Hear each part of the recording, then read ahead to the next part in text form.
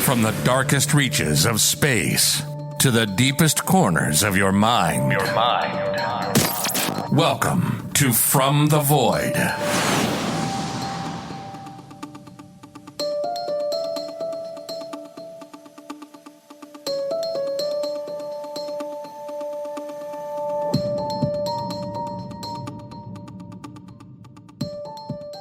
One of the questions humankind has been asking since the beginning of time is, what happens after we die?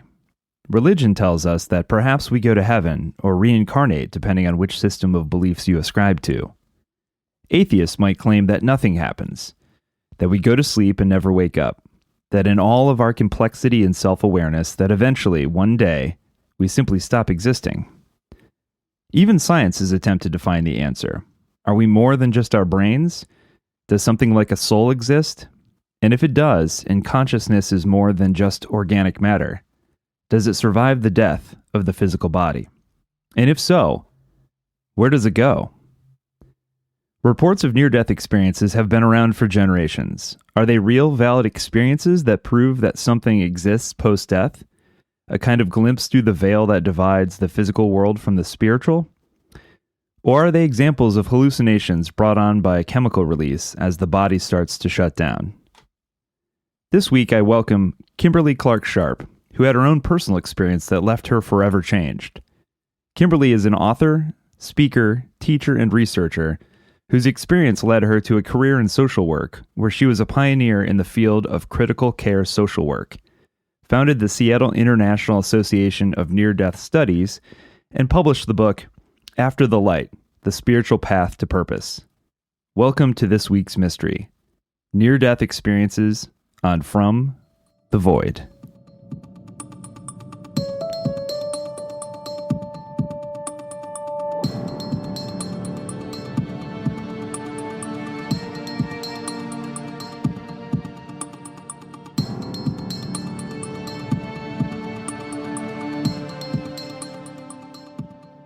Okay, very excited to have Kimberly Clark Sharp on the podcast this week. Thank you so much for spending some time with me today. Well, John, it's actually a pleasure to be with you in every way possible. I'm very happy to be here and to be interviewed by you. Well, thank you. What the listeners don't know is the battle that we went through to make this happen, right? So, if anyone knows what a Luddite is, that would be me. Let's put it this way. I still have an AOL email account. That's how bad I am at technology. Well, we got there. That's the important thing. We made it to the finish line. So, yay! Well, tell people a little bit about your background to start with before we get into the topic at hand, because I think it's a really interesting field that you're in that caters well to the topic. Okay. Well, by background, I'm from Kansas. May 25th of 1970, I actually collapsed with my dad at the Department of Motor Vehicles in Shawnee Mission, Kansas, and needed resuscitation. And it was a prolonged resuscitation. I had what we now call a near-death experience with bells and whistles. And then moved into the next stage of after effects from an NDE, first stage being alive. I mean, that's the very first outcome is, wait, I'm back. But I, like pretty much everyone who's ever had a near-death experience, I was changed. Kansas was too small. I love my family, but I left them and made my way to Seattle, Washington, which is what I'd been shown in my near-death experience. And John, to be honest, I'm spoiled rotten. I was sent back to serve. And maybe we should have begun with my near-death experience upon reflection. You want to hear it real quick? I would love to, absolutely. All right. By the way, listeners, this is not rehearsed in case you haven't figured that out. John and I are just talking like two old friends, but I like him. So keep listening to his podcast.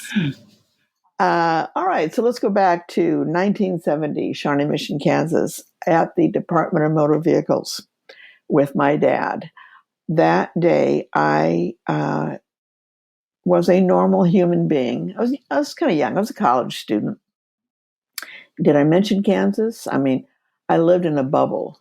There weren't race riots. There weren't, Democratic convention brawls. I mean, I really was in a bubble of innocence and inexperience in life. Plus, I hated change. So I was very happy where I was. Anyway, upon leaving the DMV, I collapsed and fell into and through my dad's arms, hit the ground. This is my dad's perspective, by the way, that I'm sharing. I don't have a memory of what I'm talking about right now. But a uniformed nurse happened to be passing by. She trotted over, determined I didn't have a pulse, that I wasn't breathing. So this is just before 911. So 2 calls were made, one to the closest hospital, which actually was in Kansas City, Missouri. They were sending an ambulance, and also to the volunteer fire department in Shawnee Mission.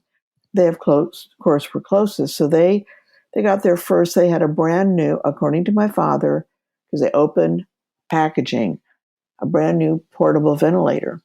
It had 2 functions. One, of course, to ventilate, which is what you want in a ventilator, but also a function with the flick of a switch that would vacuum instead of ventilate.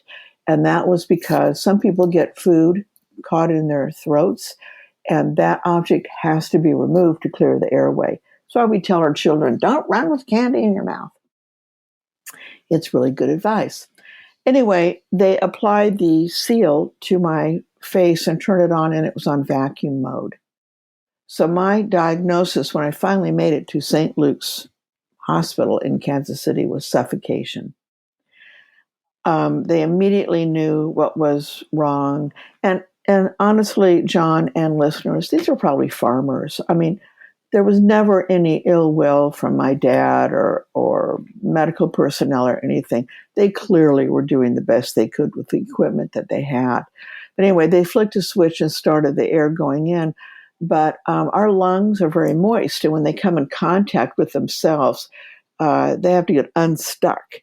And that's usually steady air pressure in the hospital on a ventilator or something similar. So the volume of air going in suddenly had really nowhere to go, and it found its way to my skin, and I inflated like a balloon. It's called epithelial emphysema, normally fatal. So now I'm like a couple ways dead. And a man that my dad always called the Good Samaritan came out from the back of now quite a crowd, because, there's a girl dead on the sidewalk in Shawnee Mission, Kansas. So that attracted, even before cell phones and internet. I'm just imagining, Edna, get down to the DMV. There's a girl dead on the sidewalk. So according to my dad, it was quite the crowd. But from the back of this crowd came a man, and he said he had a lot of swear words, apparently. And he said, we're not getting, you'll never get her to breathe that way. And he sort of took over, and we have no idea who he was. He just remained always the Good Samaritan. But he did mouth to mouth and who knows what else. By then, the firefighters were telling my dad, we're sorry. And I'm married to a firefighter, so I know the drill. Only a physician in the United States can pronounce death. So there's euphemisms like, I'm so sorry, or we're not getting a thing, which is what the swearing bystander was saying, except there were swear words in there. My dad's memory fades at that point. However, an ambulance did arrive finally, and I was breathing on my own. This was now sidewalk theater, because my dad said people were hooting and clapping, and everyone wanted me to live. And go figure. So my body was thrown into the back of the ambulance. My dad jumped in. Off we went to St. Luke's. Apparently in the emergency room, things went sour again. By the way, I pulled my medical records because I wanted to know what was said about me. My admitting body temperature was 86, which is getting there. Yeah, we run a lot warmer than that. Nice temperature for a backyard pool, but not for our body. And you can't chart like this in a medical chart, what I'm about to say, but the words were primary diagnosis unknown because of snafu with a ventilator. And I was reading my hospital records going, I'm a snafu. Anyway, so I did write this book called After the Light, and I hate to give away the end of a good book, but she lived. But we don't know that till Right. the final chapter. Anyway, I don't remember that. Here's what I remember. A woman's voice to my left saying, I'm not getting a pulse, me turning to her and going, of course you're getting a pulse, otherwise I wouldn't be speaking. She ignored me. She was so stressed. It was kind of annoying. So I don't know if it was a near-death snit or what, but I just thought, well, I'm out of here. I found myself next in a different environment. It was warm. It was like foggy material. I knew I wasn't alone, but I couldn't see who else I was with. I felt like this is where I was supposed to be. This was as natural as taking a breath. I felt like I was in anticipation, but calm anticipation. Like anyone would feel, you got your boarding pass and you're at the gate and the plane has arrived. You're just waiting for your aisle to be called or your seat aisle. It was just like, yeah, okay, this is okay. And then exploding under me was a light that was, I'd like to say, brighter than a million suns, but I've never even stared at our own sun, so I don't know where I get that idea. There's a million suns, but it was so bright, I could see something I've never figured out. How can I see without eyeballs? Our eyes are in our physical body. How are people like me now that I've met, you've had near-death experience? How are we seeing anything? I don't get that part. Then this light, which was made entirely of love and frankly quite personal, spread out in all directions. I immediately said the words "homie home," which I later learned from my family. I was firstborn, so everything was a Gucci Goo moment, got recorded in my baby book. So homie home is what I used to say when I was learning language, when I was, we're pulling back into our street and I was recognizing the landmarks around our neighborhood, and I would go, homie home, homie home. Such a cute moment for parents. I don't remember any of that. I was probably about 2, but yet I said homie home, and I had no idea I ever uttered those 2 words in my life. The light also, my resuscitation wound up to be an hour and a half.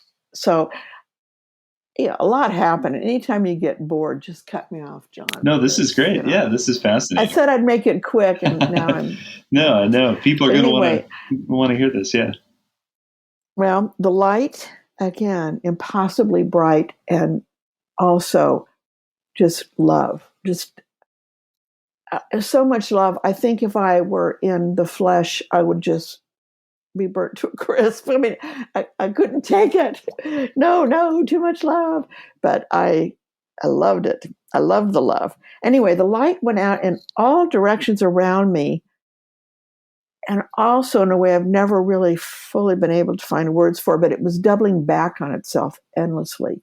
And somehow I knew that I was beholding eternity itself, which begs so many questions. Like, well, then where have we been? And where are we from? And where are we going? And what? But I somehow knew that spreading out of the light to infinity and beyond, as Toy Story so wisely stated, that was the linear time, not necessarily on Earth, just time. But the layering, endlessly layers, were dimensions. So I'm scratching my head, and your listeners can't see that. It's like, what the heck? We know about 3 dimensions, but anyway, I somehow, in my near-death experience, I understood it all. Out of my near-death experience, I'm going, what the heck happened? So, but it was beautiful, and I loved it, and I loved the love, and this light I call God, But those are just three little English Latin-based letters. I mean, you can say Bubba with a certain amount of reverence, but there's no name that I can apply. But God is, everyone understands when I say God showed up. But it's not gender specific either, by the way. It's just love. I like to say my creator. How's that? I felt like homey home. This is where I'm from. This light created me. This light is my source. This light is my everything. It's my heart and soul and everything. So I wanted to stay with the light, but I was told I had to go back. And it was like, oh, so God is fallible because you just made a mistake, God. I'm not going back. And I argued. It was like, no, yes, no, yes. And I'm here to say you can argue with the big G. Doesn't mean you're going to win, but arguing is allowed. So I was sent back, and I failed to mention that at the DMV, I did not get a driver's license because I couldn't parallel park. I would get between 3 to 6 feet of the curb and then give up. So like, come back. And I hadn't done that yet. Obviously, I was just leaving. So I was sent back, and here I'd had the most spiritual experience I couldn't even imagine. But yet all I could think of was a joke because I was like next to myself by about 3 to 6 feet. And my first thought was, I can't even park myself. I mean, I missed myself. It's like, I can't even get into my body. I mean, it wasn't alarming. It was just like, well, if I'm there, then who's doing all this thinking? And I realized the me that was me was not in that flesh. Cute as it was, but that's not the real me or the real you, John, or the real listener. We are more than as we appear. These are like suits. One near-death experiencer in Olympia, Washington calls us meat puppets. Another near-death experiencer in Mexico calls us bags of water. Yeah. I mean, but anyway, my identity, my sense of self, my sense of, oh, I am Kim, was not in that body. Then I saw a man I didn't recognize lean over, and he put his mouth against mine. Well, that was a good Samaritan. So I did observe that. And then, drum roll, I went back into my body through him. And as I went through him, I knew everything about the guy. It was amazing. What I mainly knew, though, was that he was a total stranger, yet he had compassion. I had just been with the greatest love of all, so I was going to recognize it in something else. Compassion is a very pure form of love. And I think he was like a lighthouse. And probably the physical contact helped. I don't know. But I went through him. I'm grateful to him. We have no idea who he was.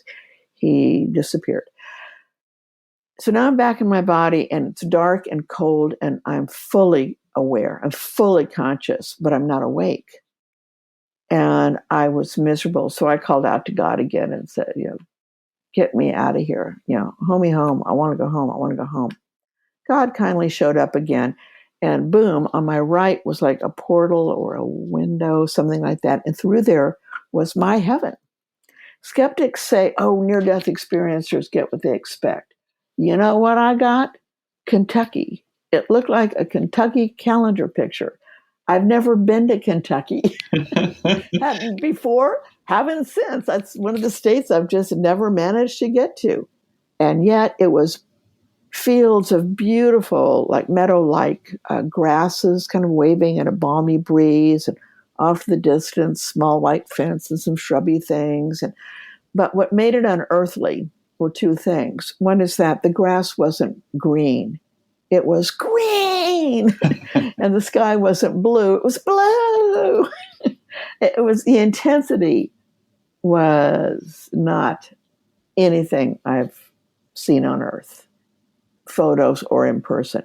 Very intense colors. The other thing is that I was aware of the consciousness of every single blade of grass. It was alive, and it was countless. I mean, think about grass. But it was it was still life. And I wanted to go. So God told me that if I went through that window, that was my border and there'd be no coming back. So it's like, how many languages can I speak to say goodbye? Au revoir, adios, I'm out of here, whatever. I headed through that window. And then there was a flash of light to my left. And I was told that if I chose to live, that's where I would be living. And it's where mountains met water. No map. Thank you very much, God. But I knew it wasn't Kansas. So what did I care? I'm back through that window. And then another flash of light. And there was a gallery. It was like a portrait gallery of people, all strangers. But under each portrait was their role that they would have in my life if I chose to live. And they were strangers. Again, what did I care? I'm off to Kentucky. And then there was a third flash of light. And it showed me being of service, something I hadn't thought about doing in my whole life. And I said, cool. Well, it turns out God's a hippie, because cool seemed to be an affirmation of, okay, I will go back to serve, because then I was back. And it was a blah, blah, blah, blah back. I was, what the heck just happened? I mean, it was amazing. But as my life got lived, I did wind up in where mountains met water, which is Seattle. On the way, I left. I bought a car. I learned to parallel park, kind of. Not really. That's a lie. But I want to feel somewhat adequate here during this interview. And I had a hamster named Toto. And I kept him in a bird cage. So I strapped Toto into the passenger seat, and off we headed to where mountains met water. It was random. I headed west. We had a tornado outside of Hays, Kansas. And I wound up in Seattle, absolutely the place where I was supposed to be. Lots of detours on the way. I had fun. I was young. What can I say? It was a good road trip Toto and I had. But I wound up in Seattle, Washington, which then as now is called the Emerald City. So I came from Kansas with Toto, had a tornado, and wound up in the Emerald City. Does that plot sound familiar? So God has a sense of humor, is what you're saying. Oh my gosh, yeah. We can go back when Toto and I were leaving. I-70 at that point was a toll, and the full weight of. And I still don't like change. I like routine. But back then, I really hated change, and this was the biggest change ever. I'm leaving Kansas. I'm leaving my family. I'm leaving everything but my ironing board, a trunk of clothes, and my hamster. I mean, it was insane, but yet I was doing it. Anyway, as I approached the I-70 toll booth, the weight of my decision hit me hard, and I started to cry. Not even cry, wail. I mean, really just wail like a baby. And I said out loud, I hate change. I don't want to change. I want to go back. I hate change. I hate change. Here's God's sense of humor. Popped up in this moment and hasn't left me, by the way. Big sign came up that said, change needed. Well, of course, It was for the toll booth. But the timing was exquisite. So I was like, okay. And I'm sure my mom put the box of Kleenex next to my seat. But I said out loud, well, now I can use a Kleenex. And then I looked down and there's this box. It was white with black letters. And it said Kimberly Clark, which is my name. I married a Mr. Sharp. Ergo, I'm Kimberly Clark Sharp. But anyway, stuff like that began to happen then. Never let up. Also, what never let up were opportunities to be of service. So I've never applied for a job. I never applied to graduate school. I was asked to do everything. My reference commonly now is that I live my life on the automatic door opener of the grocery store. I am always, and famously always, where I'm supposed to be of the most help. And as it turns out, Seattle has more survivors than any other part of the world because this is where Medic One was born. And it's really hard to die in Seattle. You can almost die, but resuscitation, successful resuscitations, which means going back to normal job and life, are like it's 60% here. Whereas in New York, it's 3%. In Detroit, it's 0%. So I'm now in a place where I can be of service because there are people having what we call near-death experiences. But that term hadn't been coined yet. So time marches on, 7 years to be exact. I've now gone through the School of Social Work at the University of Washington. I'm a University of Washington social worker. I remain, by the way, a licensed clinical social worker. I've retired from the University of Washington. I've only retired from making money. I'm still working every bit as hard as I used to. But anyway, so my point about all that is that in a university setting, one needs a gig. I had ambition. I wanted to get places academically, and that meant research, which I really enjoy. I just couldn't find anything that rang my chimes. But one day, a woman had been admitted the night before where I worked, which is Harborview Medical Center, still in place in Seattle. It's the trauma center, then, again, as now, for 1/4 of the landmass of the United States. This joint is huge. And I was a social worker on intensive care and coronary care, backed up in the burn unit and in the emergency room. So people were flatlining. They were dying every day. And John, I was really good at my job. It's like butterflies and birds came out of my mouth when I was comforting someone who was afraid of dying, or comforting a family because their loved one had died, or whatever. I was just, dang, I was good. Well, I hadn't had the presence of mind to go, well, that's because you died. You came back and it's fabulous. I mean, I just didn't have all my metaphor is that for anyone who's had a near-death experience, that before the NDE, life is like a jigsaw puzzle and all the pieces are in place, we think. And then along comes the near-death experience and all the pieces go airborne and they land back on the card table, but there's no sense of, what goes with what anymore. And that's what it feels like after a near-death experience. So I just moved on. I thought, okay, I'm now a licensed clinical social worker, so I can self-diagnose. You crazy girl. I mean, that's just how I felt. You're nuts. So one of those days in April 1977, a woman named Maria was admitted to the coronary care unit. She'd come in the night before unconscious, needing resuscitation. She was Hispanic, lived in another part of the state of Washington, never been to Seattle. First time in the big city, and, she dies. So as a social worker, I spent some time with her, finding a translator, finding money, finding her family, all the things that happen, and doing my best to comfort her with my high school Espanol. Nice lady.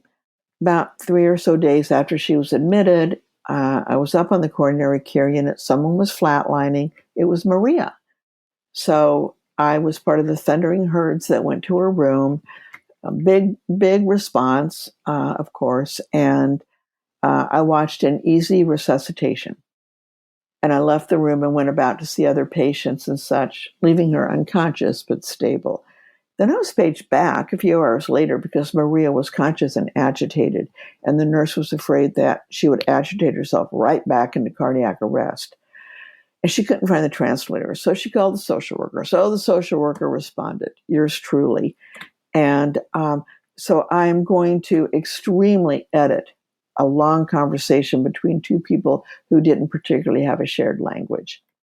But first, Maria said that during her resuscitation, she found herself in the corner of the ceiling and was able to tell me what she saw, but she wanted to move on from that. And so did I, because I thought, well, hearing is the last sense to go. She probably heard everything and kind of put it together in the best way she could. she was talking to the best and worst person possible. The best because I'd had a near-death experience. The worst because I'd already diagnosed myself as nuts. So, yeah, let's move on. I knew perfectly well what it was like to be out of body and look at my resuscitation, but I hadn't dealt with it. So I couldn't deal with hers. And then she said, like, snap the finger. She found herself outside of her window looking at the emergency room entrance. Again, I thought, her room is above the emergency room entrance. Someone probably pushed her bed over the window, and, she's not lying. She's just very sick and trying to put things together. Well, that excuse was also very lame because she was hooked up to a jillion things, I mean, no one from housekeeping would unplug a critically ill person to clean under the bed and push their bed by that window. I mean, it just doesn't happen. I was skipping over that because she wanted to skip over that because what she really wanted was someone to get a shoe that she had spotted on a ledge in a different part of the hospital during her resuscitation. And she just wanted someone to get the shoe. She knew it was there, and her agitation wasn't negative. It was positive. She was very excited. So I went to look for the shoe, and I had the luck of the Kim, by the way. I started out on the outside of the building, and there were ledges everywhere, and it's, again, huge building. Then I saw a bird fly to the ledge. Then I didn't see the bird, so I thought, I'm going to have to go inside. And where do I start again? I started on the opposite side of where I wound up. I went from room to room. The windows in the center part of Harborview were very long, almost to the floor. So this wasn't that big of a deal, unless there was a cart blocking the windows. Most of the time there wasn't. I moved. Now again, Maria was on the second floor in the north side of the building. I was on the third floor in the center part of the building. Started out east, nothing. Went north, nothing. Went west, and about midway in that west wing, not wing, in the center wing on the west side, there was a cart in one of the rooms, so I had to go in. And they were all my ICU patients, so there was no disturbing. I need to make that clear. I would never walk into a room willy-nilly of a sick person. I knew them all. They were all on my caseload. So, hi, John. Anyway, I went to the window and looked down, and there was a shoe exactly as Maria had described. She said it was grande. It was large. It was dark blue. There was a white lace that went under the heel, and the little toe was scuffed up. Should I get it confused with any other shoe on a ledge? Oh, wow. Such details. But I looked down, and there it was, this shoe. And that's when all of my jigsaw puzzle pieces fell into place. And I bonked my head in shock against the glass. My forehead hit the glass, and out loud I said, "This happened to me." And I remember that moment of brief fogging from my breath on the window pane. And John, everything fell into place. Everything. It just came tumbling down. So I grabbed the shoe and did one last meanie thing. I went back into a room with the shoe behind my back and said, "Can you tell me about the inside of the shoe?" Well, she couldn't, because her perspective was from outside of the ledge, eyeball to shoelace. And then, the dramatic moment of Viva Zapata, I hold up the shoe like the Lion King, He was like, "Ah!" So that shoe, she was in the hospital for 3 weeks. That shoe became the Shroud of Turin of Harborview. The nurses are the ones that spread the story. No one ever discounted her, ever. And then it's not like she left my life. I followed her an outpatient for 3 years. I mean, so this was a relationship. I didn't just skim in and out of this woman's existence. And then I took a leave of absence. One of my graduate students did my caseload, came back, and there was no Maria. I never saw her again. But it wasn't a fly-by night. But that story has urban legend status now. And thank you for giving me the time to share it, because I've heard other people talk about that and get it wrong. And they're telling my story. And I'm Maria's advocate. So for your listeners, this is for the record. This is the horse's mouth, and you've just heard the story of the shoe on the ledge. But that's set forth in everything in the field of near-death experiences. And that's not the only patient I have that spotted something remotely during a resuscitation, but that was the first. And that became my gig, so to speak, in academics. I started researching near-death experiences. And that led to lots of publications and lots of speaking opportunities around the world, and then writing a book and starting the Seattle International Association for Near-Death Studies. Really important I mentioned that, or Seattle IANDS, and we're at .org after that. Seattle IANDS is now the oldest support group for near-death experiencers and similar spiritual experiencers in the world. And this is July. And in June, a month ago, we celebrated our 39th anniversary. So we're a regular Seattle resource, open to the public, except during pandemic. And I've been going for a long time. And at this point, someone who does bean counting and head counting, and that's not me, but thinks in 39 years, we've had 10,000 separate signatures come through the door. But if you think about it, 39 years is a long time, and we average between 55 and 125 a meeting. And then for anyone who saw Netflix, Surviving Death, you'll see me in action at a Seattle IANDS meeting, leading the group, welcoming people with heartfelt gratitude to have said that word cool and been sent back to serve. Oh, that's beautiful. And it occurs to me that you mentioned 10,000, potentially 10,000 signatures over the course of 39 years. And it occurs to me that those are just the ones that came forward or were willing to tell their story. I would assume there are many others who are too afraid that people will look at them like they're insane and don't bring their stories forward. Right. Well, especially in the beginning, going back 39 years ago, it was back to crazy making. I mean, things have changed. There's now lots of near-death experiencers who have published books, been on podcasts, been on television talk shows. I mean, I haven't met anyone in years who's never heard of a near-death experience. But those 10,000 aren't all near-death experiencers. There's people who attend who have had a spiritual transformative experience of some kind, who have lost a loved one. A lot of grieving people come to Seattle IANDS because it is a place of hope and of love, and make sure that happens. And then just the curious public. So it's not 10,000 indie ears, but it's 10,000 people served who come and leave feeling better about being alive. I hope. That's my goal. Yeah. Yeah. One of the things that I would love for you to talk a little bit about is, and this is something that I've heard about in reading about these different occurrences, this idea that folks who have a near-death experience and come back from that have a really hard time adjusting to life after that. Talk about that a little bit. Well, then there's the social worker here. What an interesting field I found myself in. Yes, people come back. People being people, the reaction is so varied. It can sometimes be dramatic, but people come back sometimes very sad because they're back in a life that involves pain or separation or bills to pay. Name it. They were off the big life hook and now they're back on. It's more like a meat hook. So there's that. Some people come back angry. I just talked to someone last week who's just so ticked off. It's like, I was in heaven.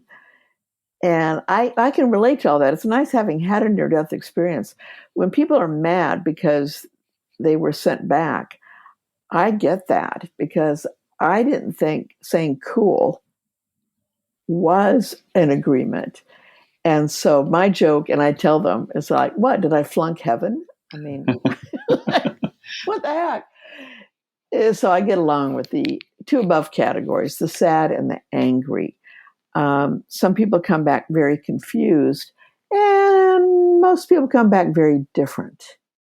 And that doesn't sit well with one's employer, spouse, neighbors, pastor, doctor. I mean, you name it. We don't like change. It's back to change needed. And change does happen. The most extreme case, now I can think of 3 extreme cases right now. 2 lawyers and a drunk walk into a bar. No, that's another. But I'll talk about the drunk. And this is actually in After the Light. Anyway, a patient was admitted, and he was admitted like a corpse, frankly. I mean, Medic 1 in Seattle, they'll resuscitate. Once you call 911, those men and women are on the scene, and they'll keep it up no matter what. So this, in the book, he's Mr. Timmer, because I never could find him, but his real name is Mr. John Zimmer. All the people I talk about have names. They've been in my lives. Anyway, he was not going to live. And so I was at the elevators waiting for the family with my Kimberly Clark Kleenex. I didn't ever leave that box very far behind. And instead of a grieving family, they were like, the doors open, and it was party. They hated the guy. Turns out he was a drunk. He was abusive. He was angry. You know what he used to do, John? He would be out in front. He lived in a part of Seattle called Ballard, the section of town of very neat little, lawns. And he would be out front. And if a kid got too close to his front yard, he would stick his finger into the can of beer and then twirl it around and lob it at the child. Oh my gosh. He was an awful man. He was terrible. When Mr. Zimmer lived, he had a near-death experience. It changed him completely. He was too ill to go back to work. That was fine. He was of a retirement age. He spent the remaining of his days carving handmade wooden toys for children. He became like the Santa Claus of the neighborhood. All the kids loved him. All the neighbors loved him. His children, who were then adults, were so happy to have a father at any age that was a nice guy. He had such a dramatic change, but his wife divorced him because she had married an abusive drunk, and that wasn't her husband anymore. Wow. So the changes, the after effects can affect people to that kind of extreme to, hardly notice. Betty Preston, who co-founded Seattle IANDS with me, was already a bit of an angel, So according to her family, she didn't change all that much. She was always just a darling. And then in New Jersey, I met a gangster. He was a nightclub owner, and he was a gangster. He changed a lot and became a devout Catholic. He's this side of a priest today. I mean, so again, after effects vary tremendously. But not going back to one's previous existence seems to be what I would call the most common. Whatever new path is forged, it's not the same as it was. The near-death experiences, they happen to people, they change people forever. Oh, what's also interesting? Dementia. I've now been around so many people. I know a lot of dead people now, to say the least, in 39 years of interviews. And a number of people developed dementia before they died. Couldn't tell you who their daughter was, but never forgot their near-death experiences. Wow. Now that interests me. There's been no research on this at all. And I'm not in a position to do that research now, but I'm very curious about it. The other thing is children. And that was research I was in on with Dr. Melvin Morris, and part of a study we did at our local Seattle Children's Medical Center. And kids are also really interesting near-death experiencers because they haven't even grown up.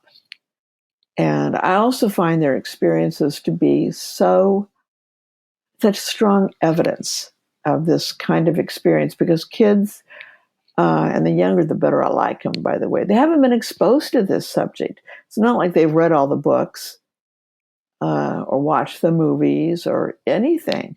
And certainly they don't get up in the middle of the night and consult with each other. Hey, tomorrow I'm going to almost drown. And then wait till you see what I'm going to tell the parents. I mean, I love children's stories. That could be a whole nother broadcast with you, John. It's just kids' stories. So, and children have their own kind of after effects, but not like adults. If going to the grocery store is a big deal, going to heaven is like right up there with, Safeway. I mean, it's Yeah. so whereas adults run around going, what happened to me? And am I crazy? And I'm leaving my wife. Children are basically like, I died, and saw a big light and saw my, Poochie, our dead family dog. And do you have any gum? I mean, it's like, wait, No big what? deal. Yeah. Yeah. So you have to look at the age of people, and that kind of reaction, in my experience, goes up until about mid-teenage years. And then teenagers have more to deal with than little kids, but adults have the most to deal with. I feel like I'm being vague. I hope that's not coming across, but I have so much to say on the subject and so little time to share. Yeah, it just seems like kids are less jaded and consumed with all of the things that distract us in life, that they're just kind of like, okay. Whereas adults, it's so we're so scientific by that point, so kind of stuck in our ways and shaped and molded by life, that it's a huge shock to the system. Yeah, and also doesn't make sense. Whereas children, nothing makes sense really. Everything's a learning curve, and but it is fun when. Again, I love interviewing children. They're just so darn cute, for one.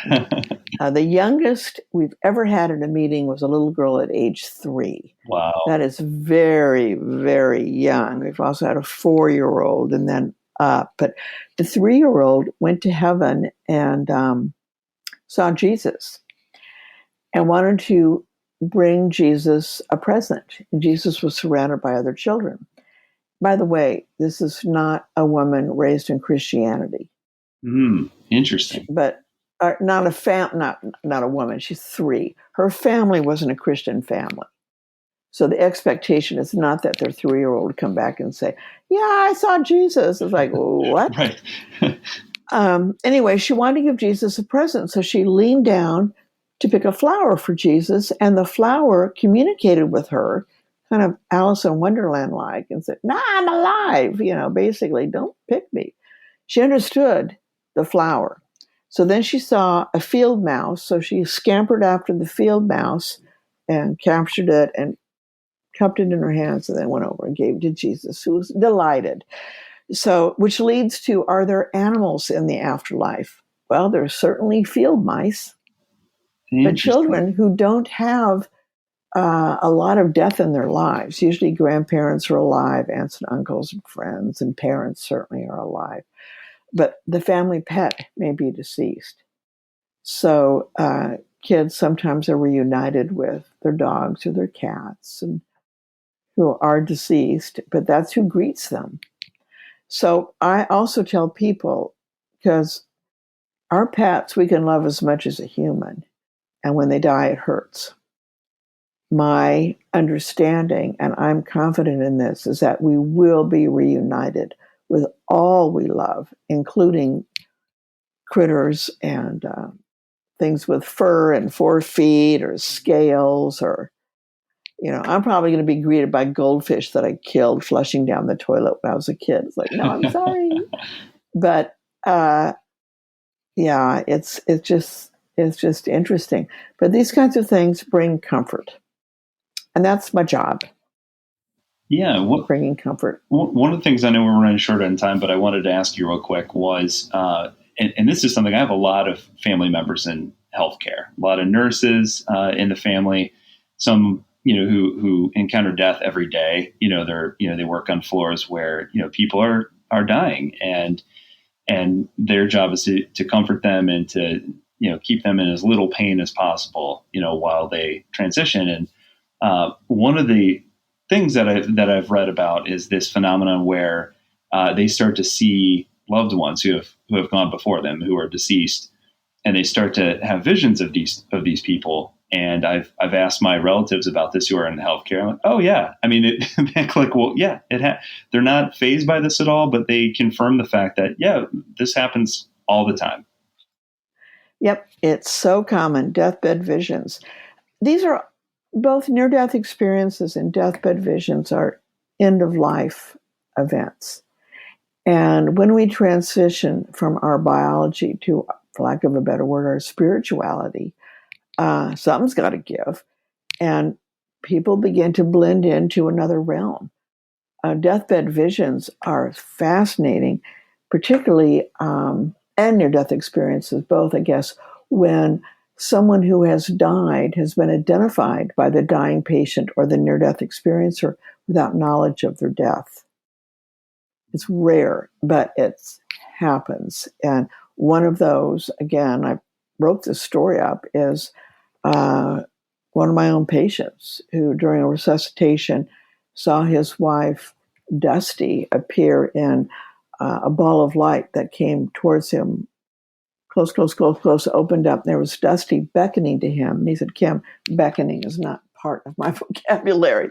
But Dusty was beckoning, and she's dead. That was his wife. Like, John, Dusty's not dead. Dusty's alive. Dusty wasn't. She had indeed died.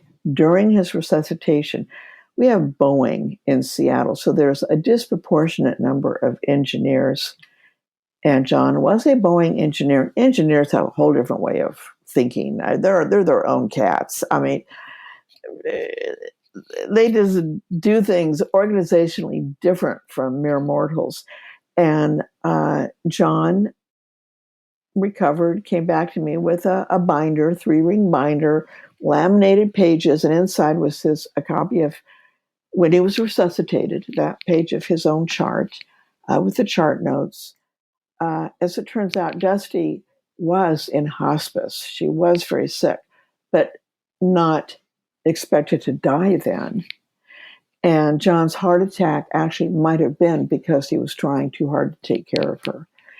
And so on next page, laminated, was the hospice nurse's notes on time of death. And because she died at home and wasn't expected to die at that time, this did go to the medical examiner, and there were the medical examiner's notes and his noted time of death, and they were all three the same. And there was no way for an unconscious, being resuscitated John to know that his wife Dusty had died at that moment. There'd be no way I would witness to that. So there's so many mysteries, so many things that happen. But you know what? We're all going to die. And I want to be the one to assure people that the news is good. I'm not looking forward to dying. That's a process. That might involve pain or not feeling good or expense. I mean, I'm not thrilled about the exit. But once we're on the other side of what we call life, I promise people all is well. All is natural. And you will not be alone. And you will be loved. Because we are loved. It's beautiful. Already in place, actually. But yeah, we're all loved.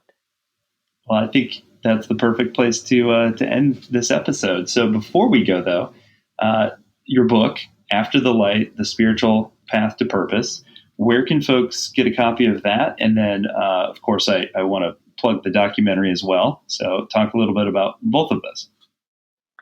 Oh, okay. Well, After the Light can be purchased. I mean, again, because of the pandemic, bookstores aren't open, but I know it's in our library in Seattle, so you can check your library or get onto Amazon or Barnes and Noble. Both carry the book.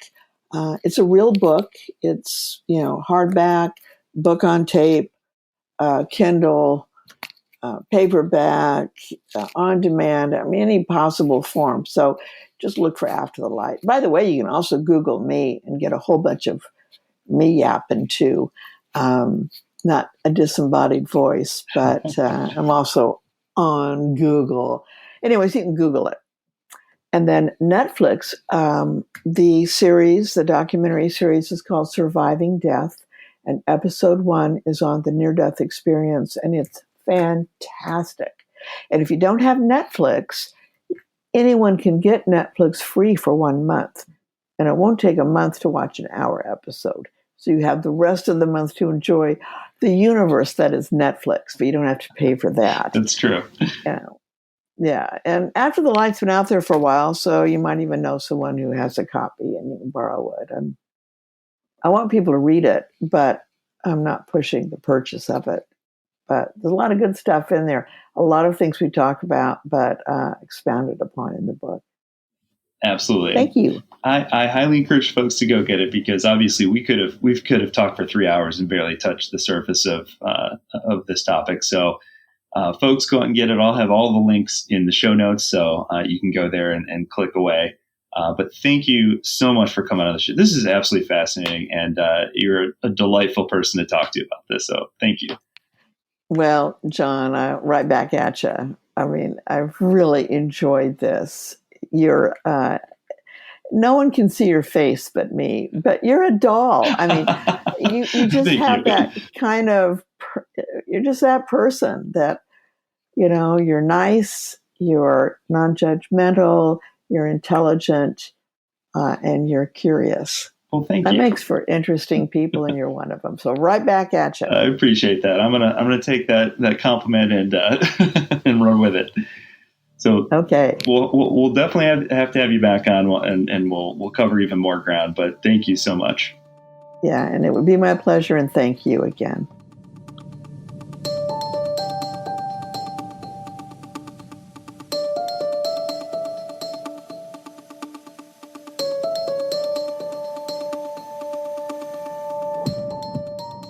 Does life continue after the death of the physical body?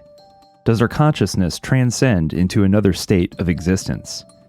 If so, will we ever have concrete evidence, or will we all just have to wait until we draw our final breath?